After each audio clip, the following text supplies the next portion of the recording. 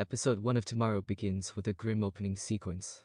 A suicide pact is settled online, with a group contemplating how to kill themselves. Eventually the four settle on locking themselves inside a car and breathing exhaust fumes. Ultimately this poisons you from the inside out, but that's not going to happen. Not today anyway. Dressed in a lavish red suit, Death Angel Gurion arrives. She hurriedly drives them back into town, and hangs them precariously off the edge of a broken bridge. Faced with a very different sort of suicide, all four agree that they want to survive. As they all plead, Gurion saves them, in an unconventional way at least, and walks away. It's here we're introduced to Choi Jun-woong, who ends up rejected at numerous establishments as he tries to bag himself an internship at different companies. He's struggling, unsure whether he can carry on, as he looks out at the water on a large bridge. However, a homeless man shows up beside him, and looks set to jump, until Jun-woong stops the man, and pulls him back down.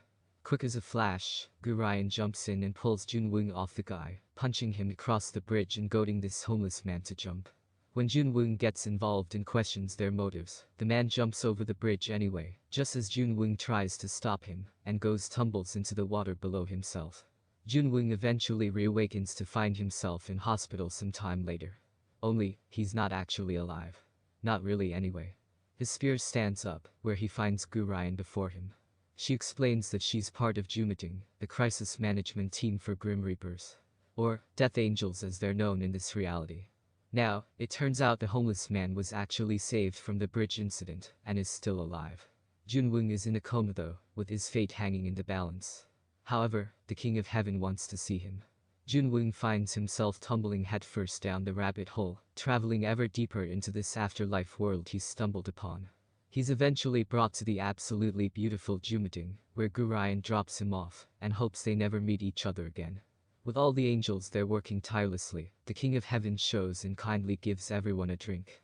That includes Jun-woong too, who calls her ma'am, and has no idea who she is.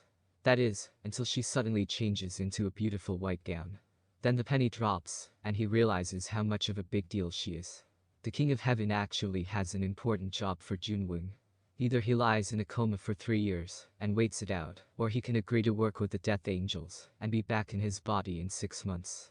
When Jun-woong initially refuses, a quick stint in his body, unable to move from this hell, is enough for him to change his mind. Now, a lot of feathers are being ruffled in the afterlife given Gurion has actually been moved from hell into their department. Sparks fly when the group disagree over whether suicide is the worst thing a human can commit or not. They're interrupted by the king showing though, pointing out how high their suicide rate is, and how they need to try and stop the risk management team from failing again. Knowing this, Gurion heads out on her next task, which happens to be finding a writer who's on the verge of suicide. It turns out Jun-woong is actually going to be part of their team now though, which is part of the deal he struck with the king. Given Gurion has been asking for more personnel all this time, it seems like a win-win situation. As we soon learn, Gurion and the team's job is actually to serve as Grim Reapers that help people. They only save people who are about to give up on their lives, rather than those who are already dead. So together they head in to see Yunbai and Hae-won, two girls who seem to have a connection together.